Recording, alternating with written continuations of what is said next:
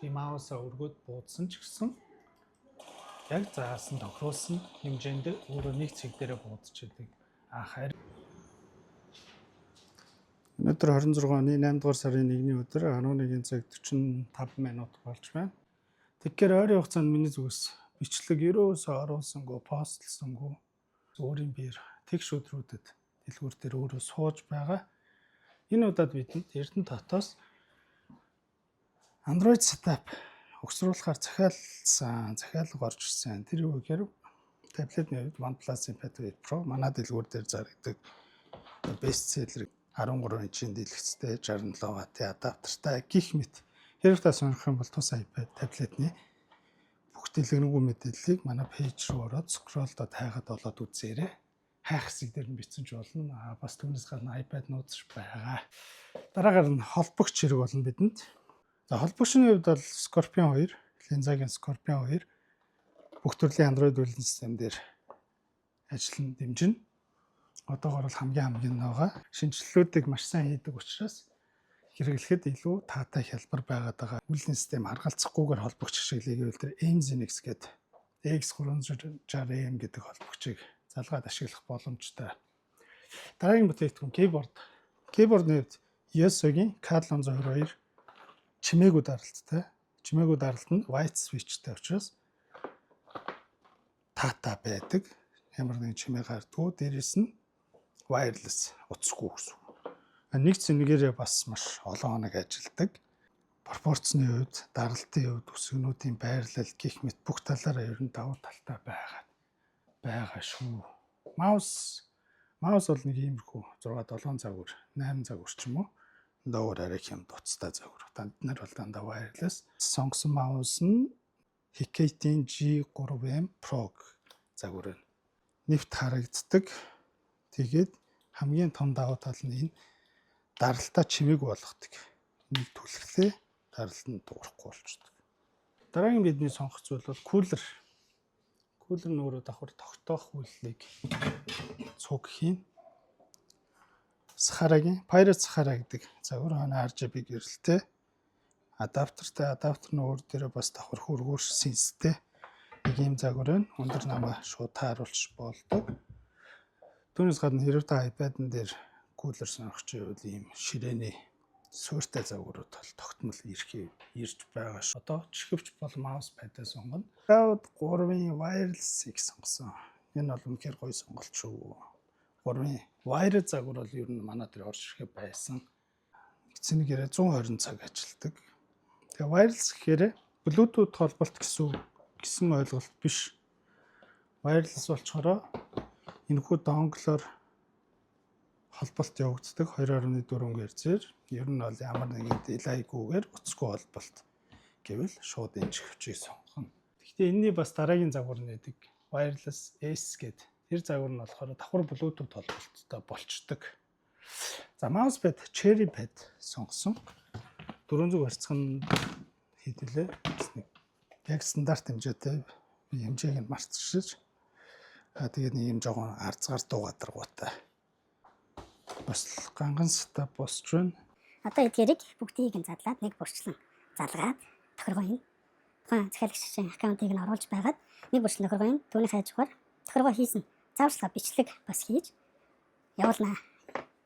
Тухайн үйлчлүүлэгч маань өөрөө очоод бичлэг үзлээ, холболтуудаа хийлээ, залгалаа шууд тоглоход бэлэн байдлаар явуулнаа гэсэн үг. Дараагийн хэсэг дээр задлах болон тестлэх ажиллагаа явна.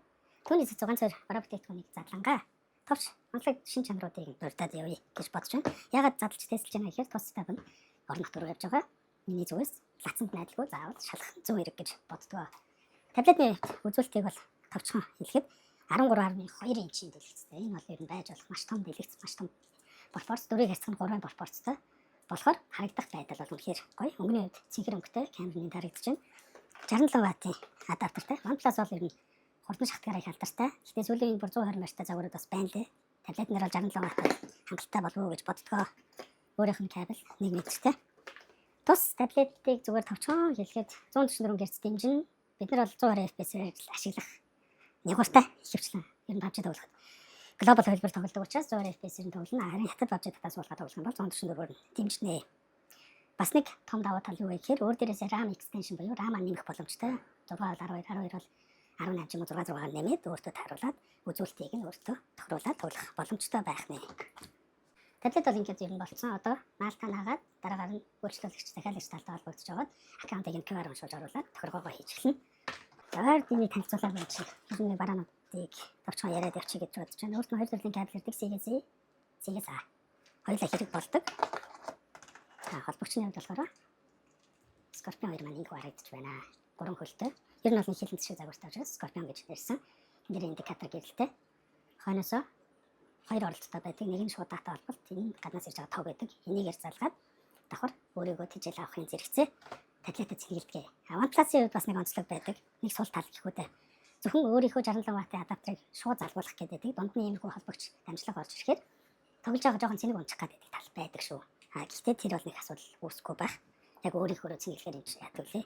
30 минутанд хэдэн болтол супер бук гэж хэлэгддэг байна. За холбогчоо үргэлжлүүлээ. Бидний зүгээс чихвчний оролт бол хоёр сонголттой байдаг. USB-A болон 3.5-тай. Энэ уртлын хоёр нь болохоор шууд keyboard mouse-аа холбогддог. Доороо RGB нэг dock загвартай. Mouse танилцуулъя. KTNG 3M Pro. Өөр хэмжээ 50 г, 26-аас 26,000 dpi дэмжих боломжтой. Хососон холболттой wireless болон Bluetooth 550 мАh батарейтай. Энэ өөрөө дунджаар тасралтгүй ашиглахад 90 цаг гэж явдаг. Тасралтгүй ашиглахад ч 90 цаг гэдэг бол бас өндөр үзүүлэлттэй орно. Нуруу бол нэлээд өндөр талтай барихад маш ихтэйхэн гар алга дүүргэл зайтай. Энд дээр их гээд харуулсан байна. Залхаар яаж харагдах юм бас харуулна. Холболтын доошо Bluetooth дэше 2.4 Гц DPI тохируулагч. Өөрт нь нэмэлтээр бас гээд ирдэг билүү дээ. Тэгээд энэ нөхрийг дэшээ түлхэхээр даралт нь ингэж чимээг болчтой. Арай учирч юм те. Чимээ гараад байвал энийг дэшээ түлхэж гэнэ байх нэ. Mouse нэг юм хөө байлаа. Keyboard ESO кабель 102. Өөрөөх нь кабель нь үсгийн бол энийг залгаад шууд wired уцтайгаар ашиглаж болно. Загварын нэг юм хөө нэлээ өөргөн стандарт даралттай. Хамгийн гол нь даралт нь чимээгүй. Switch нь white switchтэй. Replace хийж болдог. Үсгийн бол өөрт нь татдаг зүйл даралтаж ирдэг. Доор нь dongle байна. Энэ dongle-ыг залгаад л яг л уцтай юм шиг хоцрогдолгүй холболтыг үүсгэж өгнө. Ээлж тэгтэн чихвч Cloud HyperX Cloud 3 wireless. Манайхан дундаас нэг нэршлиг нь жоохон буруу хэлээд байдаг. iCloud гэдэг. Энэ бол үгүй шүү. HyperX Cloud сери маа. Шинэ юм залах мэдрэмж цаанаа гоё те. 3 хайрцаг их гоё юм дээр нэг 3D маягаар хийвэлцсэн. Чихвчний хувьд бол гэр царайлаг. 3-ын давуу тал 2-оос юугаараа өөрөөсөн бэ гэж бас хүмүүс асуудаг. Миний зүгээс ч гэсэн айл болгосон судалгаа шинжилгээтэй харьцуулсан бичлэг оруулж байсан. Товчхон хэлгээд нэлээд зөөлөн болж өгсөн. Зөөхөд удаан зөөхөд тухтай амьсгалдаг болсон. Memory foam буюу зөөлөгч нь илүү бамбар болж өгсөн. Дээрээс нь дээр юм амьсгалдаг нөхтэй болсон. Ийм хүн нөхтэй болснороо хөлрөлт багасж бас энэ өөрөө доторх динам дээр дууралтуудыг нь өөрт нь 5 pouch гэж хэлдэг дээ. Уут ирдэг. Mic нь бол энэ дарагдчихэв. Тэгээд CSC charging cable.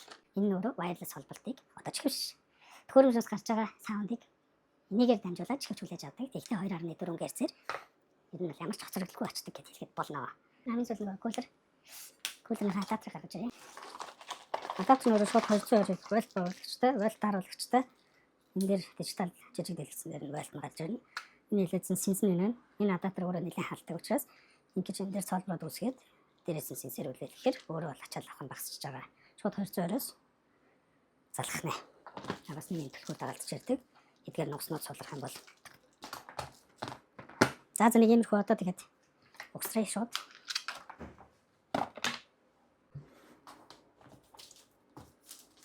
Таблет барьшлаа. Холбогч иш орж ирээд энэ доороос кабель орж ирээд эдгээр дээр keyboard mouse өгөөд ерөөс нэг иймэрхүү байдлалтай суух юм даа. Ширэн дээр бол маш гоё имэх цэгцтэй ямар нэг уцтай зурлаад байхгүй. Чихвчийг нэг гэдэг авчи. Захиалагч маань маш гоё сонголтууд хийлээ гэж бодлоо. Уцнаас ангижирсан. Кулер манай ард дээр бас нэг юм RGB гэрэлтэй. Энийг вольтод харуулна.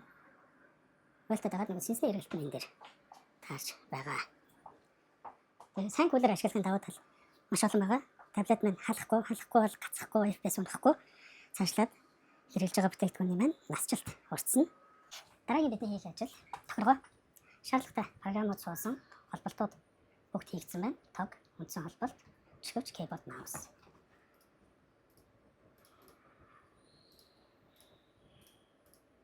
Түрүү хэлсэнчлээ FPS энэ дээр Super Smooth, Ultra Extreme. Энэ smooth байсан ч болно л доо. Тэгээ би бол Super Smooth дээр их тоглодог. 100 FPS марчиж байгаа. За тэгээд даралтуудыг захиалагч талаас бол тохиргоог яг миний өөрийн хийдэг стандарт тохиргоогоор хийгээд явуулчихараа гэж загсан. Миний тохиргоо бол яг олон хүнд хийсэн учраас тэндээс авах юмыг нэлээд авцсан. Эцсийн зорилго маань тоглоход маш эвтэйхэн байх ёстой. Ялангуяа даралтууд дээр нэлээд ач холбогдол өгдөг. Ямар үсгэн дээр ямар давхарлыг өгвөл болтын, ямар дарлан дээр зарим үйлдэлүүд нь харшилдаг вэ, тоглоход төвөгтэй байдаг вэ гэх мэтчлэн тэдгээрийг нь айл болох эвтэйхэн байдлаар тохируулчихдаг.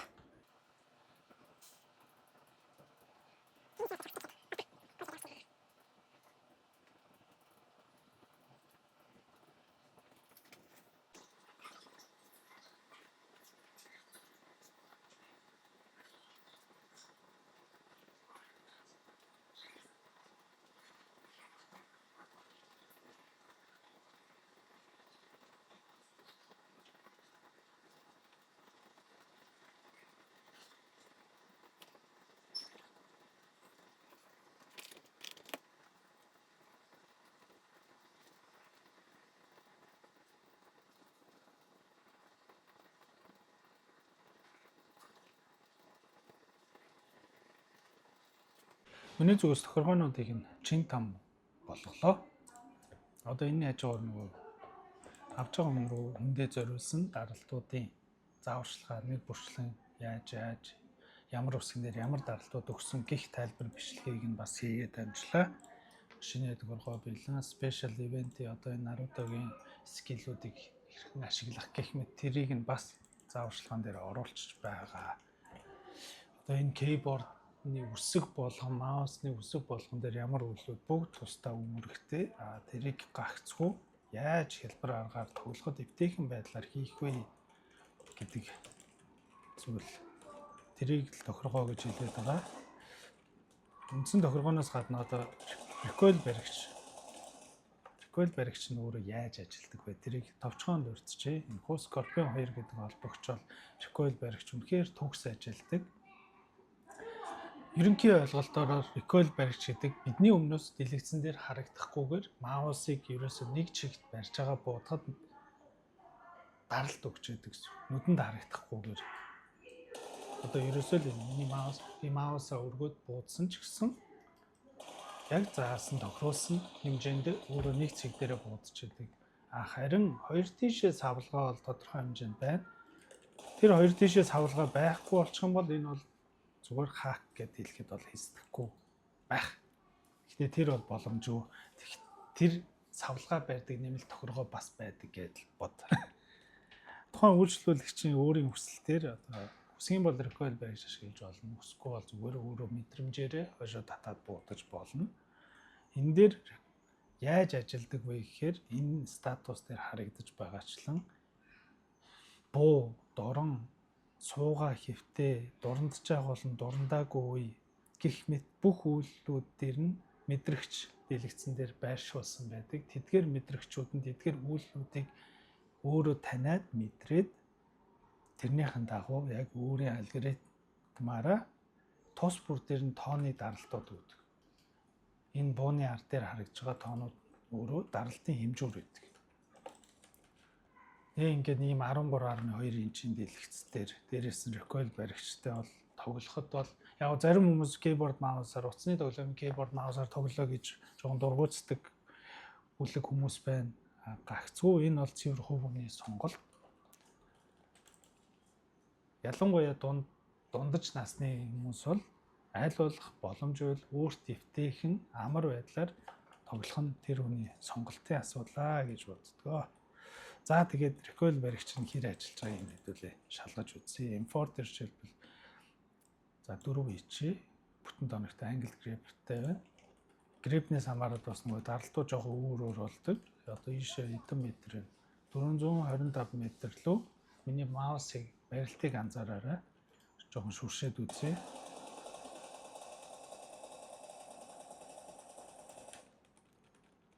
Бидний зүгээс ерөөсөө л чиглүүлж савлгаагаа барих л үүрэгтэй.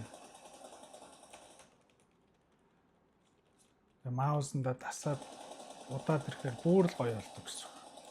За нэг юм авог дээр 3x-тэй. За нэг жоох ойрын зайн дээр буудаад үзье.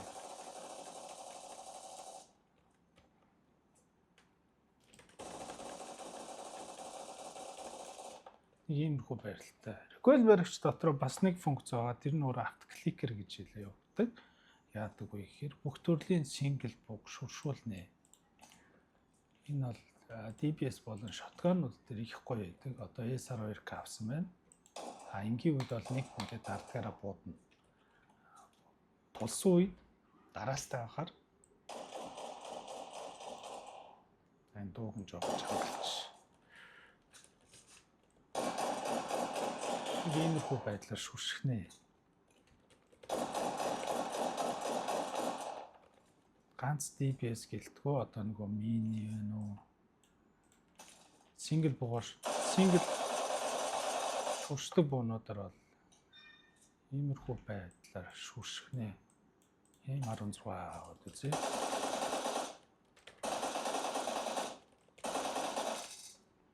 Одоо энэ магазин цэргэлж байгаа дууг нь сонсоход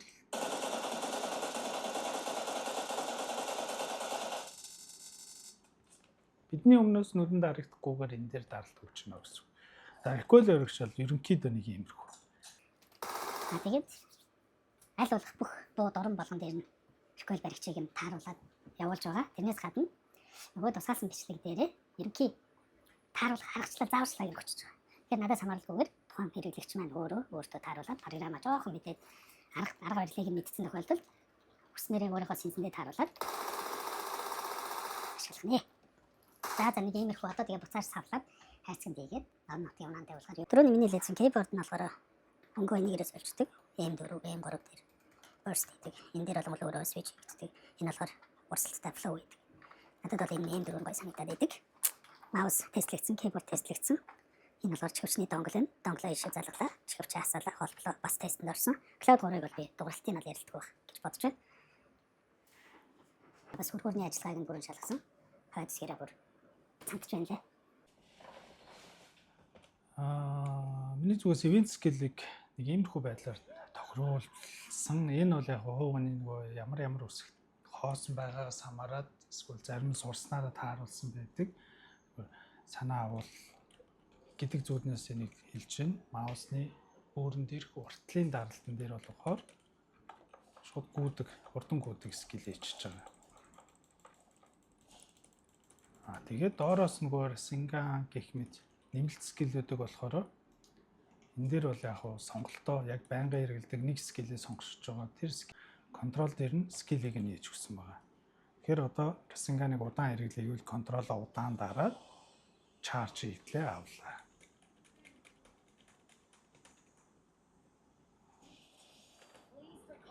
Тэгээд энгийн үед хамгийн их дарахад ойр байх, хялбар байх үүднээс маусны урд дээр дарахаар шууд урдан гүйлтээ ихнэ.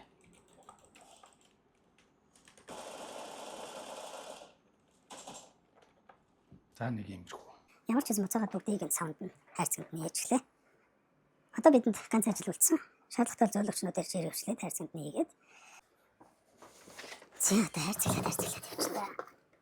Яг гой таарсан хайрцаг бас. Ингээд ийгээртэй хайрцаг болчихжээ. Тухайс юу вэ? Тэсийг илэргэж байгаа. Нэг хайрцаг нь яагаад ч болохгүй. Кулрыг нь энэ жоо энзим санагдахаар жиргэвчлээ. Тэс. Маус. Доктор. Зин чараа орхон нэг хайрцагнаас гарч байгаа. Маус байна.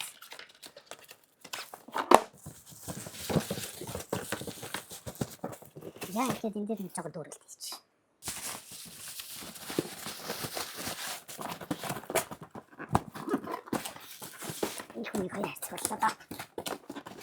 Марчлаас урт удаан бичлэгийн ард гарлаа нэг иймэрхүү савлгаатай сетап эрдэнэт орох нэ. Яг одоо та энэ хэдвэгийг асуух гэж байж магадгүй. Эдгээр мэдээллийг бол та хүсэх юм бол манай пэйжний чат хэсэг рүү ороод бүгдийг нь авах боломжтой. Төрөл бүрээр нь ангилаад нэг бүрчлэн үнийг нь байршуулсан байгаа. Хэрэг өөрт байгаа iPad, таблет байх юм бол тэрэн дээрээ зориулсан одоо холбогч аваад keyboard, mouse альсгүй өөрт keyboard, mouse авал тэрийг ашиглаж болно. Тэр бол цэвэр таны сонголтын асуудал. Саяны бүтээгдэхүүн одоо жишээлбэл хүмүүсийн нийтлэг асуулт ингээд багцаараа хийд юм бэ гэдэг шууд багц зүүн гаргах боломжгүй. Миний зүгээс жишээ болгоод пэйж дээрээ тавьсан байгаа хэдий ч зарим бараан дууссан, өөрчлөгдсөн байдаг. Жишээлбэл keyboard 35,000-аас 210 орно. Чихвчнүүд ингээд жижиг чихвч энэ дотор бараг 20-30-аад төгрөл байна. Томууд нь бас ингээд ийм олон төгрөл. Энэ болгон бүгд тусдаа үнэтэй. Хөргүүр жишээлбэл одоо ингээд хамгийн үнэтэй нь энэ ширээний соронзлогддог өргөөр энэ Black Shark байх жишээ нэ. Энэ өөрөө арай хямдвтар загвар байх жишээ нэ. Ширээд тогтоогч нь өөрөө синстэй, синсгүй, энгийн гэл маус пад нь хүртэл ингээ 3 төгрөл. Нэг иймэрхүү байна. Хэрэг та үнний мэдээлэл авах эсвэл дахиад хэлье. Манай пэйж чат руу ороод өөрийн төрлөө сонгоод харах боломжтой. Тэг үргэлж хамт байдгийг та бүхэнд баярлалаа. Дараагийн бичлэгээрээ уулзцгаая. Баяртай.